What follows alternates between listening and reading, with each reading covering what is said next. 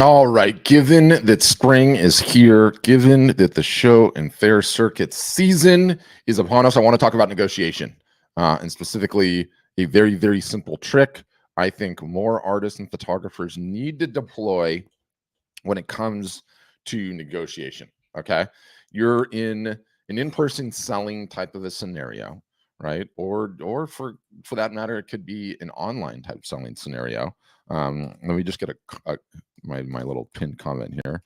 Have that question, leave a comment. All right, so I'm going to pin that. Hold on, and then I want to talk about this negotiation, which I think is very, very interesting. How's it going, Heather? And then after this rant on negotiation, what's cooking from Boston? Hope it's nice and warm in Boston. Um, I got some really, really good feedback on just how well this technique works. And like everything that you always teach, on these sessions, like you teach something and then you're like, oh, I'm done. I've taught that thing. I don't need to come back and teach it again. But I realize negotiation is not one of those things. Okay. Negotiation is often something that paralyzes artists and photographers. Okay. And I wrote about this in depth in this ultimate guide to shows and fairs that I have. If you guys are doing any in-person event at all, okay, you need to read this thing. This thing's like a Bible on how you maximize the opportunities you have from in-person selling. So shows, fairs, farmers markets, craft fairs, even if you do like the guerrilla setup and you fake a garage sale and you put your art in it, or you just set up a table somewhere. I mean, I live right by the beach in Southern California, and I take my kids on bike rides all the time down there. And a lot of times people just are setting up tables right now, and their art's all over it, and they just go right into selling. No permit, no ask, just a high traffic area. So if you're in any of those scenarios, this key to negotiation I find is so valuable. And someone left me a comment 2 live broadcasts ago, and they were like, oh my gosh, I used this technique. It works so well. I sold $21,000 worth of stuff and I came down $2,000. So the secret to negotiation, and trust me, there's many, but this is like just a simple high level 80-20 hack to negotiation, because dirty little secret about art and photography sales, more art and photography sales that's been negotiated on, i.e. prices have come down, than sells otherwise. That's just a fact of this industry.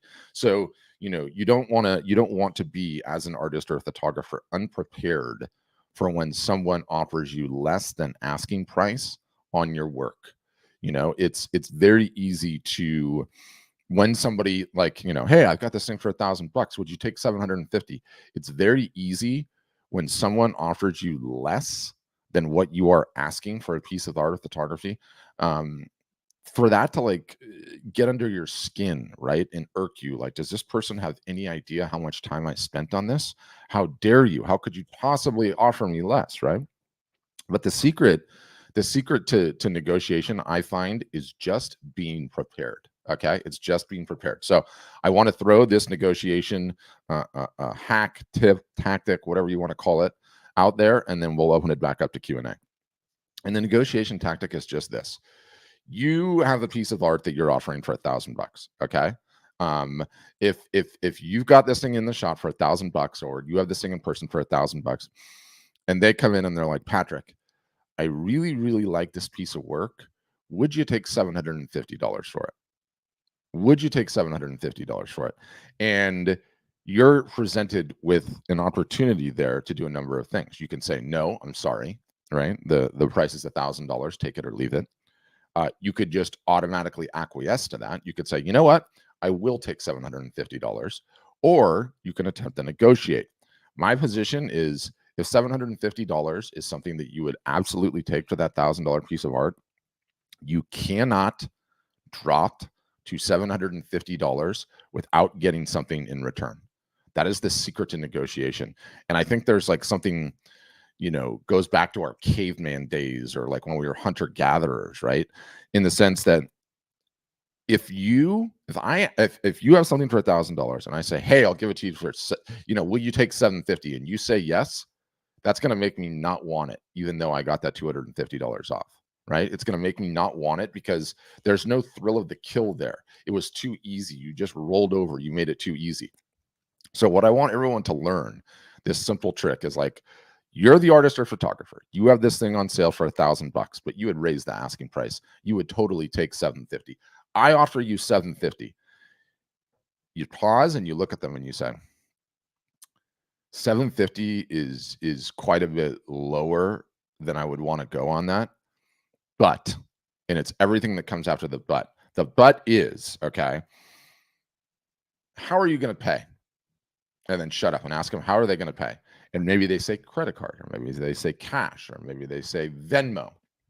And you reply, you say, well, I'll tell you what, if you're willing to pay cash, that makes my accounting way easier. So I don't normally come down on pieces, but if you pay cash, I'll take the $750. And in your mind, you are willing to take anything. You're just so happy to make the sale. But you said, okay, if you're willing to pay cash, I'll take cash. What if they said Venmo? Okay, well, if you're willing to pay Venmo, that makes my accounting really easy. If you're willing to pay Venmo, I'll take it today, right? You come up with something that you make them agree to, okay? In this case, it's how are you going to pay? Oh, that's my preferred way of payment.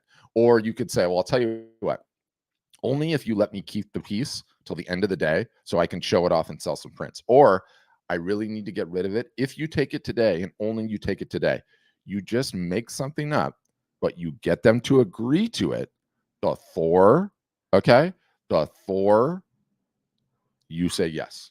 You do that, everything in negotiation is just so much easier. And Adam's like, split the difference. You can always split the difference and you can try that. But you have to have something ready, and it's like worth practicing. It's always worth being in a mode where you're like, I don't normally do that, but how are you going to pay? Will you take it today? You have to take it today. I don't have the space in my car. So I would not normally come down that low, but I have no space left in my garage. I have no space left in my apartment. So if you take it today, you just want to be prepared. And if you're prepared to get them to acquiesce to the thing, okay, you're always ready to go. And also, by the way, this is why for so many, we recommend to exactly or always raise your prices a little bit. Okay. You know, if you had that piece of art and really $750 is what you wanted to ask for it, raise the price to $1,000, raise the price to $999. Because when these people come up and they want to negotiate, you're ready.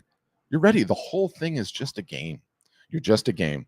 So if you guys can learn those tricks about dropping down, but getting something in return, you're going to end up selling way more art. And oh, by the way, when you raise your prices in preparation for knowing that people are going to negotiate, some people are not going to negotiate and they're just going to take it. And you're going to end up getting $250 extra for that piece, you know, which is just a really, really important technique, a really, really important tactic. I would say one that works very, very well. But okay. I'm going to start pinning these comments up so everyone can see them because it makes it way more interactive that way. I'm going to start with this one here. Hold on. Put this up on the screen. And I love that you're taking my advice on this, Jimmy, and you're looking at what Mosseri says. So he talked about reach and ranking content on his second to last post. Thought on that video. Can you break it down? What is ranking and how does it work and what do we need to do with it? Yeah, I have not seen his video. That one yet, Jimmy, because I got a full-time job and I need to watch it. Let me see. Do I have him pulled up? I actually do have him pulled up because I was looking at it earlier. You'll have to tell me which one of these posts it is.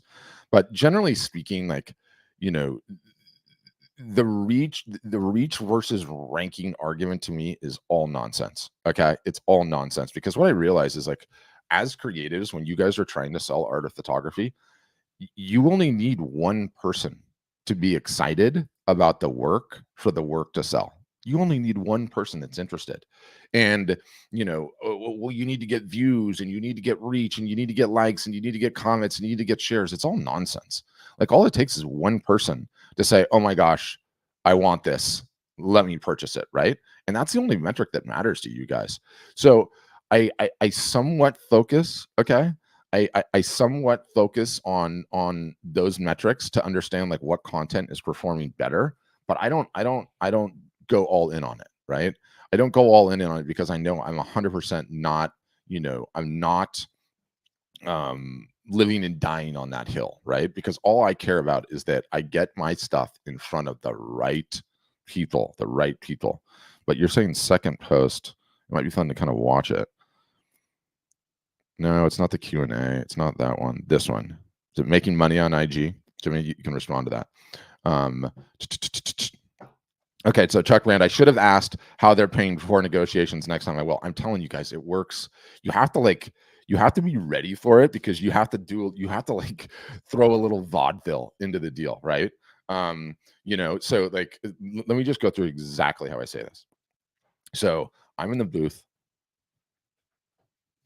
I've got my piece of art that I'm charging $1,000 for. It's like, here it is, right? What's the price on that one, Patrick? This one's $1,000 actually. I really, really like it. And I'd love to take it home, but 1,000 is more that I'm going to spend. Would you take 750? And you go, give it a little bit of a pause. I don't normally come down on price like that, Patrick, but let me ask you this. How are you going to pay? Are you going to pay with cash? Okay. Well, that actually helps me out with my accounting. I don't have to do any paperwork. So if you pay with cash, you're going to pay with cash, right? Okay. If you're going to pay with cash, then I'll take the 750. Right? You got to mix a little of the acting in there. You have to be like surprised, right? And you have to have the courage of your convictions when they say like, "Hey, I don't normally do that, but maybe I'll take a look," right? So I think that's an important one. Okay, Jimmy, I saw that you sent it. I'm going to get to this one first, and then I'll go back to yours. So I have an interesting customer with a request for multiple pieces. If I send originals, we have the rights to sell the prints. If the customer is across the country and maybe can't afford original prices, shouldn't the cost be negotiated higher than just producing and having them purchase on AST, Light, everyone else after them? I sort of get this question, Autumn, but not completely. I don't want you making the purchase process too damn difficult. Okay. So your job is to make it as easy as possible. And I think sometimes, God bless you, artists. Okay. Sometimes you guys end up making it like insanely difficult and you introduce too much friction into the thing. So get the deal over the line first and foremost, right? Get the deal over the line. Okay, so Jimmy sent this. So don't make it difficult, right? You can send the originals. You still have the right for the prints 100%. That's just implied. And if they get into that and they like are asking you about that, you can always have a negotiation about it, but the artist always retains the rights for the prints. Always. Okay, so I see this thing, Jimmy. Let me see if I can turn the volume on and get it going. Anything where I try and look for the most frequent questions that I get and I answer them in stories, just trying to make sure people understand what's going on Instagram. So I thought this week what I would do is create a video of some of the most frequently asked questions. That way you've got one place to go to get those answers. Now, the most frequent question I get is without a doubt about reach. Why is my reach down? What are you doing with reach? Bring back reach. Now, I want to be really clear here. It's in our interest to connect your content with people who are interested in that content. Because when we do that, they're happier, you're happier, and we're happier because people use Instagram more overall. So if you're having issues with reach, and some people's reach is currently going up, other people going down, my best advice is experiment. Everyone's audience is different, and your audience is even going to change their interests over time because people change. So you need to keep experimenting with finding different ways of creating content that they're interested in because their interests will shift over time. Now, I also get a lot of questions about what's maybe the next one. Oh, chronological feed. Yeah, so that was really interesting what he said there. I love when he tells the truth, right? And the truth is, you guys, all of the social networks are at war with one another, and they always have been. And they judge whether or not they're winning the war on attention. How long is what we're doing keeping people on our platform? Because that's the score that takes care of all the rest. Every company has a million different metrics. We have a million different metrics. You have a million different metrics. The only thing that matters to Instagram, okay, is how much time are people spending on the platform. If that metric's going up, the score takes care of itself. Instagram makes more money. It's stickier and everything else. So he was honest about that, which I think is great, right?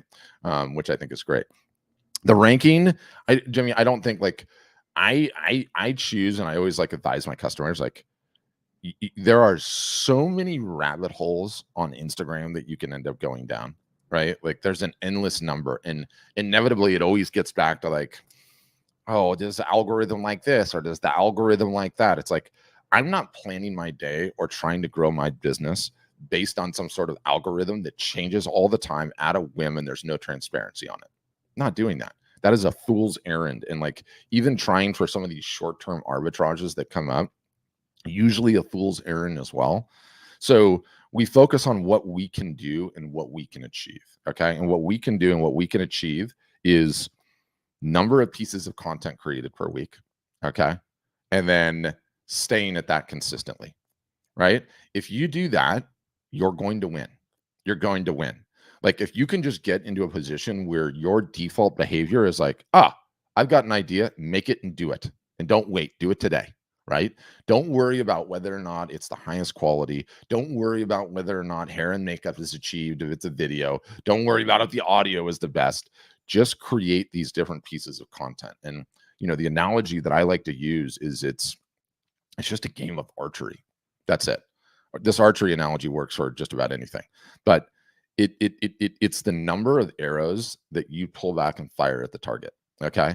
And a lot of times, you guys, like it's never the arrow you think that hits the bullseye. It's never the arrow that you think that hits the bullseye. It literally just comes down to how many different arrows are you firing, right? And like, you learn this when as a manager, because I have a whole team here, like you get out of the way, right? Like get out of the damn way, empower your team, okay, who is a creative bunch to be creative, right? And you can come in and look at your reports on Instagram and you can look at the content you shared, right? And every single solitary 7 days, 30 days, whatever you set the timer, it will give you, and I'll just go 3 months. It'll give you data back on what created the highest reach for your account, what drove the most followers, right? What was shared the most, right? In even in those instances, like, for Art Storefronts, like we share these quote tiles. Okay. I despise these posts. Because what do they do? It's just, I shouldn't say I despise them. I would have never made them myself. Right. And I love quotes. Okay. Who doesn't love quotes? But you look at the interactivity on this. And most importantly, I look and I come down here and I'm like, oh my gosh, this one post drove 265 followers to the Instagram account. I never would have done this. My team did this. I don't even have any idea who this guy is up here. He looks like Robert Redford in the small little thumbnail, right? But the whole point of it is my team, myself, we are firing arrows all the time. We are firing arrows all the time. You guys need to be firing arrows all the time, not worrying about what the algorithm is doing here or there. Like, I still like watching series videos. I still like hearing all the same stuff that you guys do, but I focus on controlling the only thing that I control, which is number of arrows fired. And then all of you guys got to remember all the time, and I'll keep reinforcing it. Your job is to sell your creations, capture email addresses, and get into conversations that people are interested in your creations. If that's not happening, you're either not creating enough content or the work is not something the audience wants. There's a problem, right? So like you have to be laser focused on what you want to get out of Instagram, and what you want to get out of Instagram is, as many sales as possible. And Leon, I see this. I don't know what this means. What does this mean, Leon Wilson? You're gonna have to tell me that. Like, say I am compromised. What do you mean you're compromised? I don't understand how you're compromised. Yeah. And Jeffrey, I feel your pain. Like early on in my career, I was chasing the algo all the time. And then you realize, like, what a fool's errand. It's like this magical formula that sits in a box and no one has any idea what it does. And it changes all the time and they don't ever really tell you the truth. And, I also find that like the greatest way to optimize towards that thing is discovered by things that you do on your own. As a result of you firing arrows at the target and you being focused on what you can control, which is like creating content, right? Like right now I've got 33 people watching this across 6 different platforms that I'm streaming, and I'm figuring out how to pin the comments, right? And I'm showing comments off, and it's like, I'm learning, I'm teaching myself how to do this. The streaming on Instagram is brand new, right? Like I keep getting better at the streaming. So that's what I would say. Shell St. Clair, no, I do not advocate that artists and photographers buy Instagram ads or buy Facebook ads or buy X ads or buy Google ads. And the reason I say that, I would love for someone to understand this.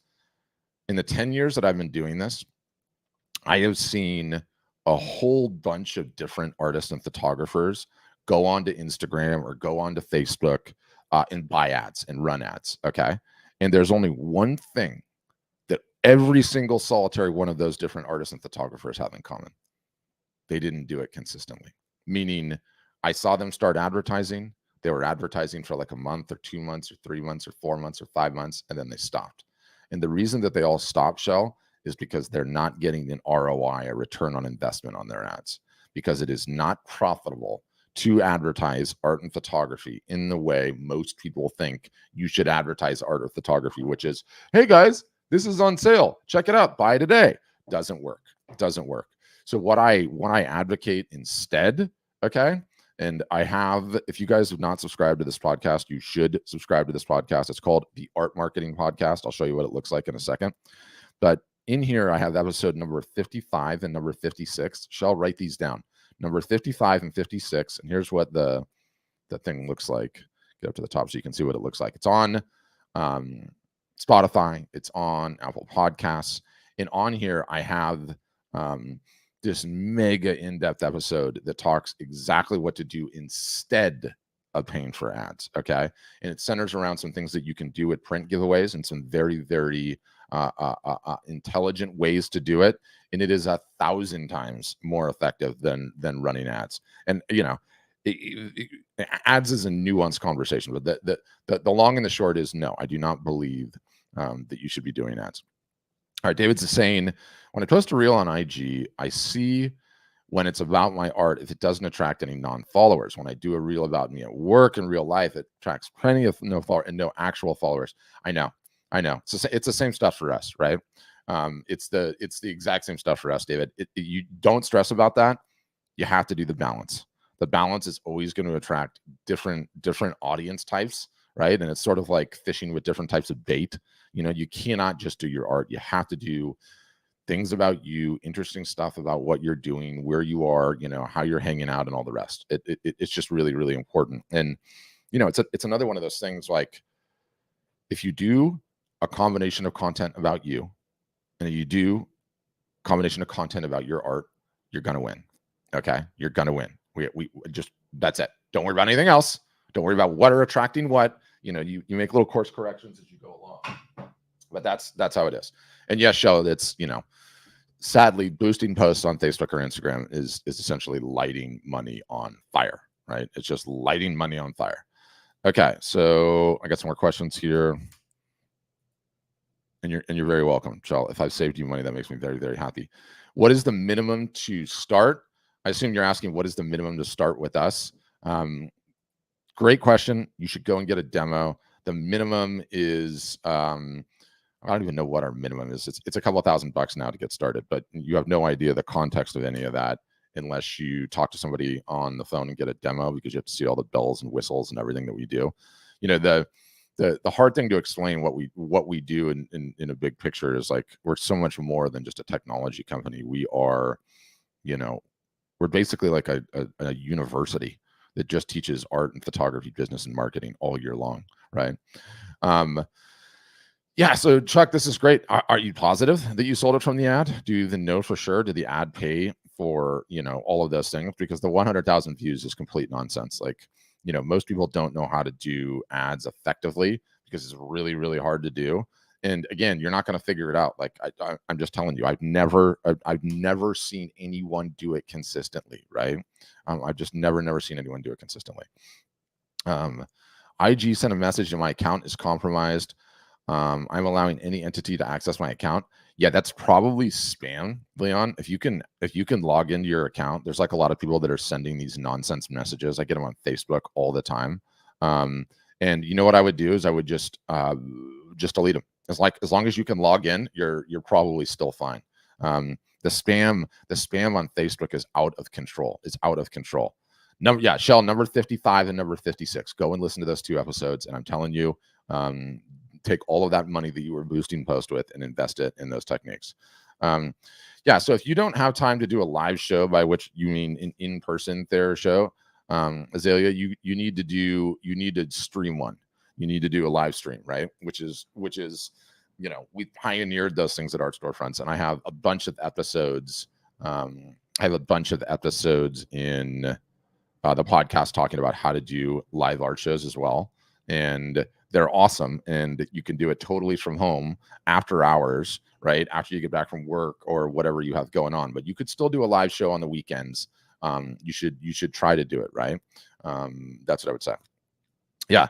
And so this is a great comment too. Like, there's so many people out there that are like so terrified of AI, and they think AI is coming for artists and going to ruin the world and everything else. It's a totally interesting thing going on. But what I would say, be in the moment photography, don't overthink the bio. Use ChatGTP to help you. And what ChatGTP is great at is like solving for the blank canvas problem. Like instead of starting from a complete blank canvas, do I have the app on here? I think I do. Yeah. So I would just go into ChatGTP. Okay. You can do this in the total free version and throw in what you have so far and say, hey, can you rewrite this bio in 3 paragraphs or less that talks about my work experiences? Here's what they are. Let ChatGTP do that, and you'll still have to rewrite it a little bit, but man, it helps give it like such a kick in the pants.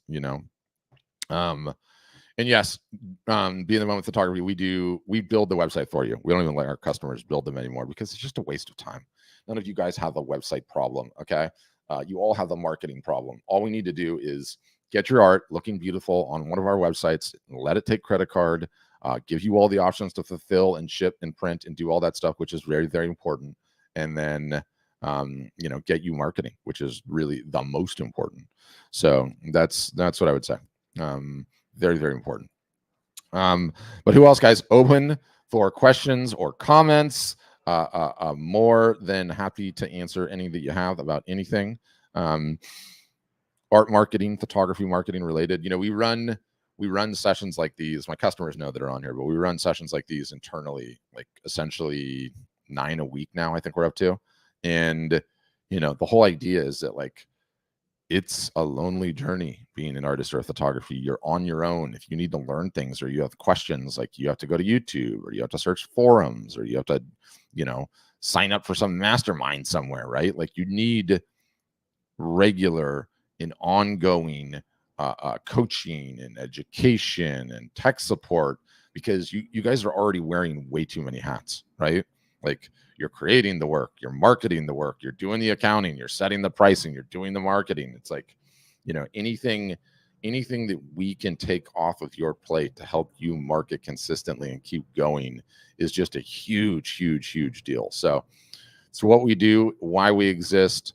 And so I love being able to do these live broadcasts and just answer as many questions as possible in as short a period of time as possible, because all of you guys have the same issues too.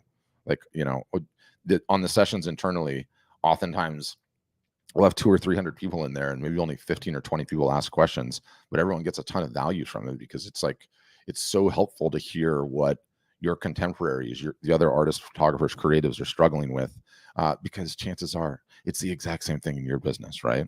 And that's just how it goes. So that's how I would answer that. Yes, most of them are, Autumn. So like the minute like you're watching this on Facebook, the minute the thing's done on Facebook, you can just go right back and start it again, right? Like the whole thing is just there and it lives in the Facebook timeline. So too on YouTube. On Instagram, sometimes they're not saved. It's just a live broadcast and it's a serendipity of the moment. But that's what I would say. You can always just go back and watch them and grab the highlight to your question. It'd be cool if I had all of your email addresses, then I could just clip the thing and send it to you after the fact. They should make something like that happen. So how do I start to find clients when I have a small following? Should I pay for meta verification? Early on, I don't think you have to, I don't think you have to pay for meta verification. It's not gonna help solve your problems. On Twitter, and I should show what she's asking, what she's talking about. I'm gonna find someone that has it. So let's see, let me find someone that has the check mark. Yeah, so Gary does. So you see how it puts a little check mark up at the top there, right next to your name. Ding! That means you're meta verified. They copied Twitter in doing this. Okay, it was way more important, Twitter, now X, because there's so many bots on Twitter. It's just not as big of a problem on Facebook. So I don't think you need to do. And also, you know, Twitter Meta X or Twitter X was like, you're definitely going to get more reach if you do this. I don't believe that's the case on Instagram. So, you know, my position is like, if you could afford it, okay, great, do it. You know, it's not going to hurt you, but I don't think it's going to massively move the needle, Saul, personally. You know, I think, oh, so that's interesting. I didn't even know that. Meta Verified has a minimum amount of followers before you can even apply. So yeah, it doesn't pertain. And thanks for that, Jeffrey. Like, you know, there's so many moving pieces, you guys, to these social networks, and it's like constantly changing all the time that like no one person can be an expert in all of it, like at all. It's just how it goes. And Azalea, I know this happens sometimes.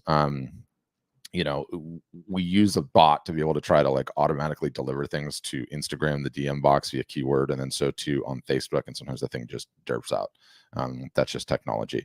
But you can join, you know, any of my Zooms are always on Monday. And you know, if you get on our email list, we'll always email you guys things. So that's what I would say. Yeah, and Saul, you just go subscribe to the podcast, okay, and start listening to that, because early on, you know, you have to learn how to make noise, and you have to learn how to get your art, you know, your photography in front of as many eyeballs as possible, and that's like really, really important. So that's what I would say. Yep. Sorry, something distracted me. You guys are so crazy doing this. I have like so many windows up to be able to see all of your comments. It's sort of crazy. So, all right, any final comments or questions before we wrap, guys? I'm more than happy to answer them. And then just as a future, anytime you see any of these live broadcasts, like, you know, if you have an issue, if you've got something you're struggling with, that is what this is for. Just say, hey, you know, I have a pricing issue. I have a branding issue. I have an advertising issue. I have an email issue. Any of the above, like, love answering it. You know, we're a little bit over, I think, 13,000 plus customers on our platform currently. And obviously we get to talk to all of them. We get to see all of their data. We get to see who are the ones that are selling the most. And we're starting to have like a really good bead on what is actually driving revenue. Okay. What is actually driving revenue in 2024 for artists, photographers, and creatives trying to build their business. Okay. And, you know, sadly, it's usually none of the sexy, shiny object things. It is slow and steady, regular and consistent marketing. Grind it out. It's supposed to be painful. You have to suffer a little bit, but at least we're all suffering together, right? That's sort of the notion. We're all suffering in concert together, trying to learn this marketing thing, trying to do it consistently, whilst having a family, whilst having a life, whilst, you know, raising kids and maybe having a day job. And it's not easy, but that's okay. It's not supposed to be easy. But if you guys can just stay consistent, okay, and this applies to you whether you're on our platform or not, if you can just stay consistent, you win. I think like the number one job we have as a business at Art Storefronts is do everything that we can to keep our customers getting out of bed and marketing their art every single solitary day, right? Every single solitary day. Yeah, good question about the website, Saul. You still have to have a website, okay? Like, look, the reality is that the right way to say this, you know, I've heard using a website is not as important to use, health or not. The best way to sell art or photography was, is, always will be in person, face to face. Okay, that's not going away. We can all be open and honest about that. So if you have the opportunity to do so, it is the best way to sell your creations. It always has been. It always will be. It's why we encourage so many people to do in-person shows and fairs, right? But the reality is that you are geographically fixed on this planet, and you only have so many waking hours a day. So 100% you need a website. 100% your art needs to be up on there. It needs to be able to talk to multiple people at once, which you can't do. It needs to be able to be open and doing business for you while you're asleep, right? So yes, you need to have both, but you always try to want to index on what to do in person. So that's what I would say. Good session. I really enjoyed that. I'm going to come back and do another one in a little bit. Hope you guys got some value out of it. Anytime that we're live, you can ask any and all questions. We're ready to go. And I hope everyone has an absolutely wonderful Wednesday. Thanks, everybody.